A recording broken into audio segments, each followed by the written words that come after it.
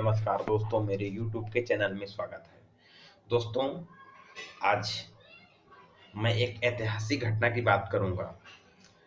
ज़्यादातर जब कोई ऐसी बात होती है जहाँ पर सही और गलत, झूठ और सही की बात होती है, अच्छाई और बुराई की बात होती है हमारे भारत देश में, तो इतिहास के पन्ने में अगर हम लौटते हैं तो लोगों के ऊपर एक ब्लेम लगाया जाता है जयचंद नाम का। और जयचंद नाम एक पर्याय बन चुका है, लेकिन ये कितना सही है, कितना गलत है, यह बहुत सोचने वाली बात है।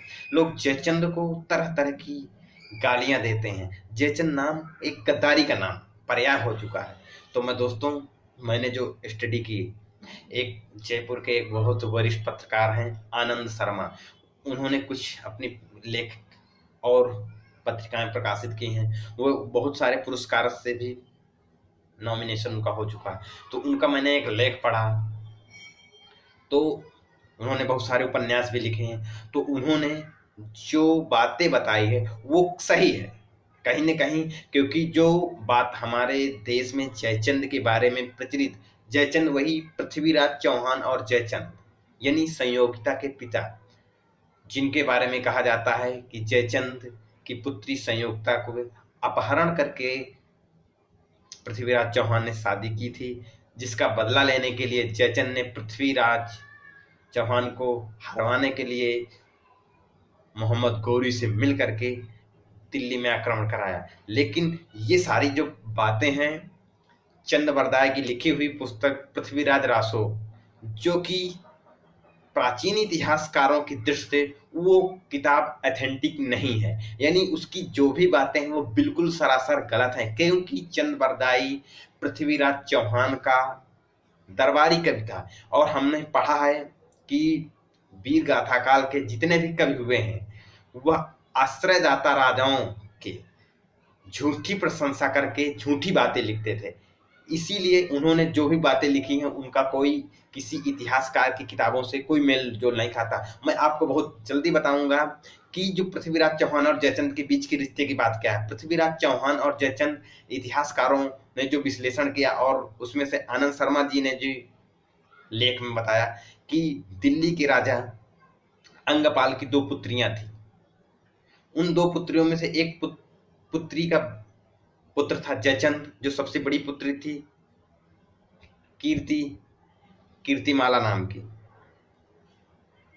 वो कन्याकुब्ज के राजा के साथ ब्याही थी। और एक सोमेश्वर राजा अजमेर के यहाँ छोटी पुत्री की शादी हुई थी, जिनका पुत्र पृथ्वीराज चौहान थे। तो यानी दोनों मौसी मौसी के लड़के हुए। तो क्षत्रिय होने के नाते सबसे पहले एक सवाल ये उठता है कि क्या क्षत्रियों का इतना धर्म गिर गया था कि पृथ्वीराज चौहान अपनी मौसी की लड़की यानी अपनी बहन के साथ शादी करेगा। कहीं पर भी इतिहासकारों ने ये वर्णन किया है कि किसी भी इतिहासकारों ने ये बात कहीं नहीं पुष्ट की कि संयुक्ता नाम की पुत्री जयचंद की थी। यानी जयचंद की संयुक्ता नाम की कोई पुत्री नहीं थी। जब कोई पुत्री नहीं थी तो इसका मतलब था कि पृथ्वीराज चौहान ने किसी भी संयुक्ता नाम की लड़की का अपहरण नहीं किया। उसके बाद दूसरे भाई भाई हुए। अब इनका बात यह होती है कि इनके रिश्ते कैसे थे। रिश्ते एक ये थे कि पृथ्वीराज चौहान का जो उम्र में भी जयचंद से छोटे थे, जिस राज्य से थे, इनका राजघराना भी छोटा था।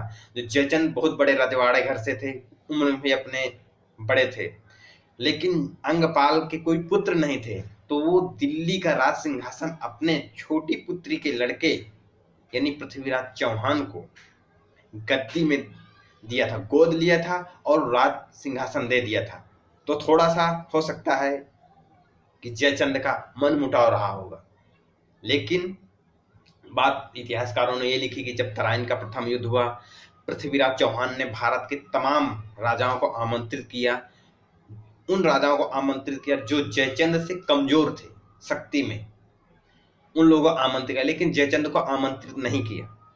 तो जब आमंत्रित नहीं किया तो जयचंद का भी कोई स्वाभाविक गुण नहीं था कि युद्ध में शामिल होना। फिर भी प्रथम युद्ध उन्होंने जीत लिया। उसके बाद जब दूसरा युद्ध हुआ तो दूसरे युद्ध में भी जयचंद को नहीं आमंत्रित किया गया।